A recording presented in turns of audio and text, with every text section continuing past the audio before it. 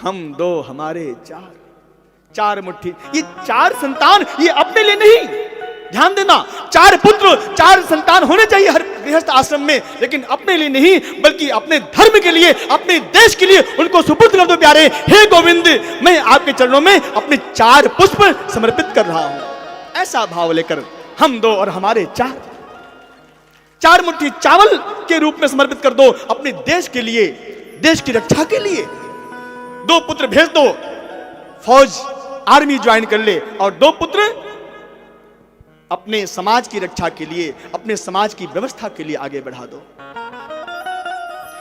चार का मतलब क्या होता है मालूम है? बेटा और बेटी नहीं, बेटी तभी होगी जब बेटा होगा। भाग्यशाली तभी, भाग्यशाली हो आप जब बेटा होता है, लेकिन सौभाग्यशाली कब बनते हो मालूम है? जब तक हमारी कोख से एक कन्या उत्पन्न हो जाए। बेटी बहुत भाग्य से होती है। जब 100 भाग्य, जितना भाग्य एक पुत्र के जन्म में लगता है प्यारे, उसी तरह 100 भाग्य हमारे पास जब पुण्य इकट्ठा होगा, तब जाके हमारे घर में एक कन्या की उत्पत्ति होती है प्यारे। हमारे कोख से एक कन्या जन्म लेती है प्यारे। 100 भाग्य हमारे पास होना चाहिए, तब एक बेटी आती है। इसीलिए बेटा को लोग देवता नहीं बोलते हैं, लेकिन बेटी को जन्म लेती है क्या बोलते हैं? अरे ये तो मेरी परी है, हैं? ये परी, ये तो स्वर्ग लोक से आई है। बोलते हो कि नहीं? इसीलिए बोलते हैं क्योंकि सौभाग्य आपके पास इकट्ठा हुआ था, तब ये कन्या आई है। क्या करें जी, हम भी इसी भारत देश में रहते हैं प्यारे, हमारे अंदर भी वही रक्त है प्यारे जो आप सबके अंदर है।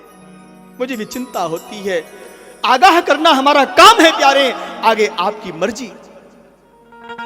यदि हम व्यासपीठ आगाह नहीं करेगा, संत समाज आगाह नहीं करेगा, तो कौन करेगा प्यारे? यही तो संत समाज है जो पूरे विश्व को अपना परिवार मानता है प्यारे। ये सब हमारे अपने हैं प्यारे। हमारे देश की रक्षा करने के लिए संत समाज बहुत चिंतित है इस समय। हमारा हिंदू धर्म कैसे बचे?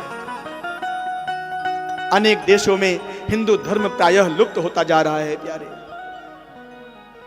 बस एक भारत भूमि ही ऐसी है जहां हमारा हिंदू समाज गर्व से कहता है कि मैं हिंदू हूं और हिंदुस्तान हमारा है। ये गर्व से हम कह सकते हैं प्यारे। यही एक राष्ट्र है, हिंदू राष्ट्र के लिए हम लोग लड़ रहे हैं। बताओ, जो हिंदुस्तान पहले से था उसके लिए हम लोग बोले हिंदू राष्ट्र। ये दुर्भाग्य नहीं तो क्या है?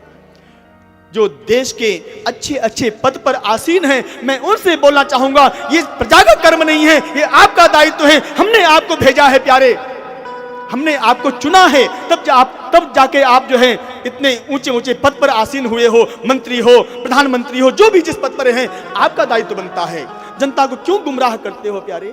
आप निश्चय कर लो, आपकी सरकार है, आप बहुमत में हैं, आप निश्चय कर लो, निर्णय कर लो। किसी माई के लाल के अंदर हिम्मत नहीं है कि आपके निर्णय को बदल सकती है, लेकिन जनता को गुमराह करते हैं आपस में बांटने के लिए।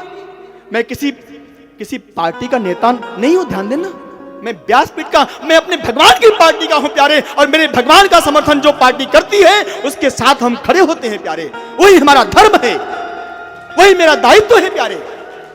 इसलिए ध्यान देना, आपका भी कर्म, आपका भी धर्म आपके साथ ही जाएगा। किसी के चक्कर में मत पड़ना। बस हम दो और हमारे चार। आप लोग, आपके दादाजी, आपके दादी, आपकी नानी, उनसे आप पूछो आपके कितने संतान हैं, तो क्या बोलेंगे? 5 बेटा और 4 बेटी, है कि नहीं? 4 बेटा और 6 बेटियां। ऐसे होनी चाहिए, तभी तो सुंदर बनोगे प्यारे। नहीं तो एक संतान, एक ही पुत्र, मान लो कभी वो नाराज हो गया तो कौन मनाएगा तुम्हें? बोलो, कहीं रूठ के चला गया तो कौन तुम्हारी देखभाल करेगा? थोड़ा अपने लिए भी तो सोचो, हैं?